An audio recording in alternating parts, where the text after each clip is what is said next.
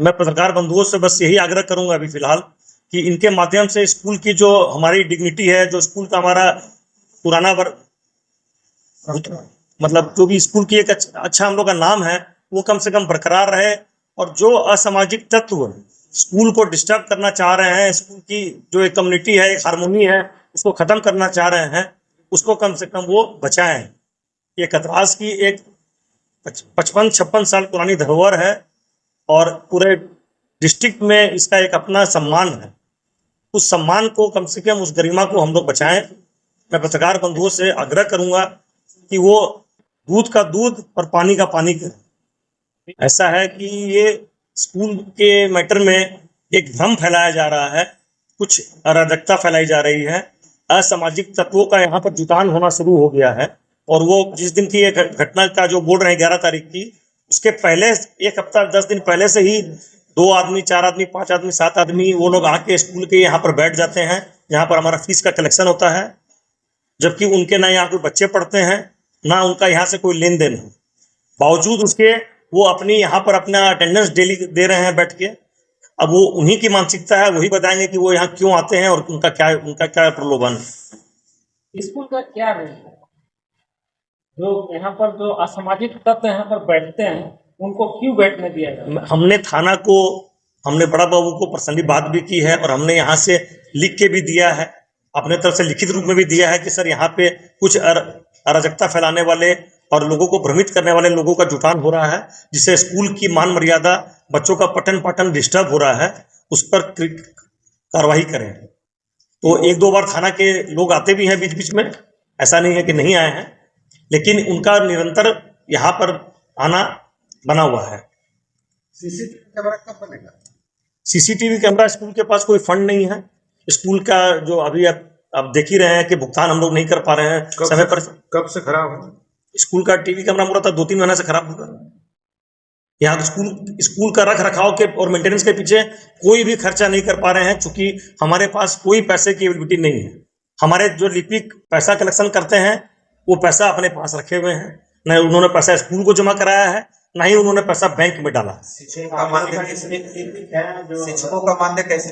शिक्षकों का मानदेय हम लोग कमेटी के लोगों ने मिलके एक चंदा इकट्ठा, मतलब चंदा ही बोलिए, इकट्ठा करके हमारे अध्यक्ष महोदय के सौजन्य से, कुछ में हमारे सौजन्य से, कुछ और सब कुछ से मिलके हम लोगों ने 2 महीने का भुगतान अपने पास से किया है।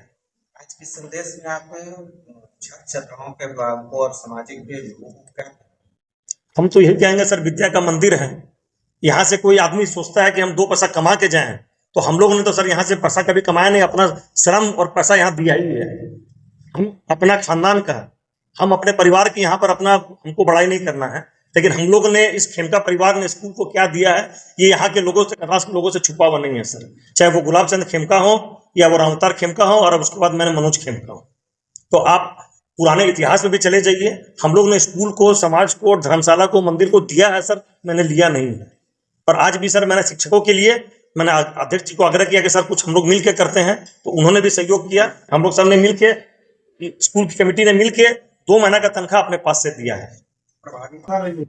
समाज भाई बाहिनी से लड़ नहीं सकते, उसके लिए मैं शर्मिंदा हूँ। आज समाज के लिए मैं प्रधान की हैसियत से अपनी अक्षमता व्यक्त करता हूँ कि मैं इस गुंडागर्दी को रोकने में अक्षम हूँ, और मैं प्रशासन से अनुरोध करता हूँ कि कम से कम 100 साल के आज समाज जो भी परिवार के इतिहास में कभी इस तरह की घटना विद्या मंदिर में नहीं घटी।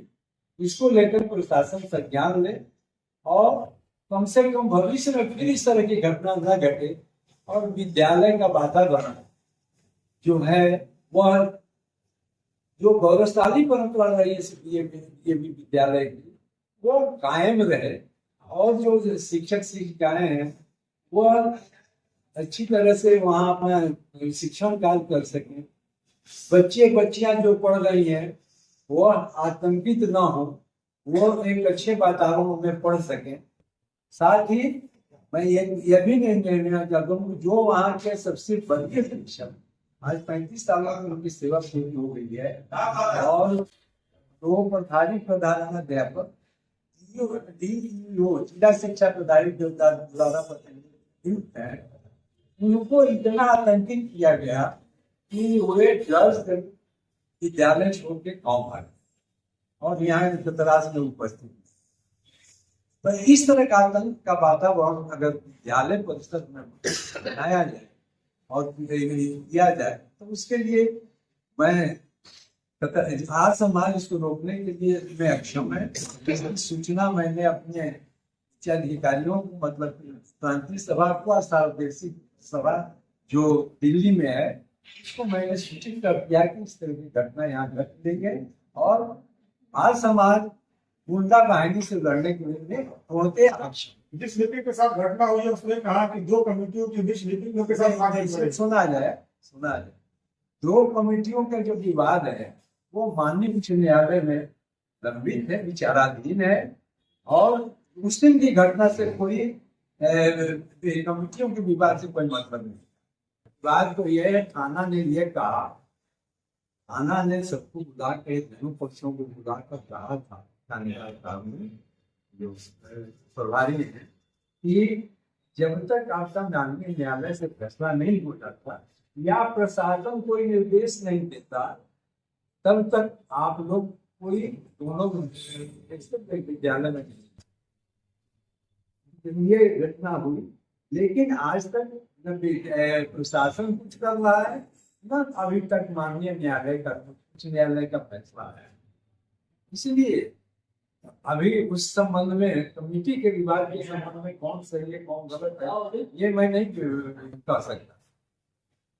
मैं कहूंगा कि मैं सही हूँ, कहेंगे वो सही है, इसलिए उस पर मैं नहीं जानता क्योंकि मामला उच्च न्यायालय के अधीन है तो जो फैसला देगा उसको सबको मानना चाहिए। आज का प्रेस वार्ता बुलाने का तात्पर्य क्या था?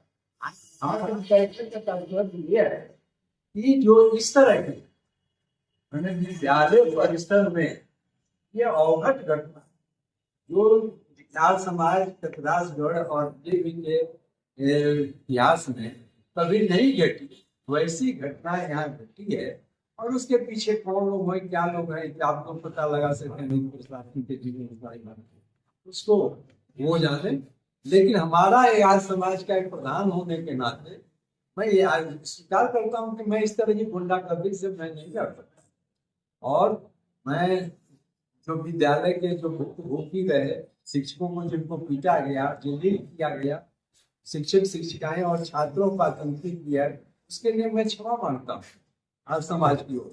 लेकिन मैं प्रशासन से अनुरोध करूंगा कि कम से कम यही नहीं, कहीं भी पूरे पूर्वांचल में किसी भी विद्यालय में इस तरह की घटना नहीं घटे, इस पर प्रशासन को जरूर संज्ञान लेना चाहिए और जो उचित कार्रवाई हो करनी चाहिए। शिक्षण संस्थान में शिक्षक गुंडा बन गए हैं। मैं इस घटना की कड़े शब्दों में निंदा करता हूँ, भर्त्सना करता हूँ। इस तरह की घटना नहीं।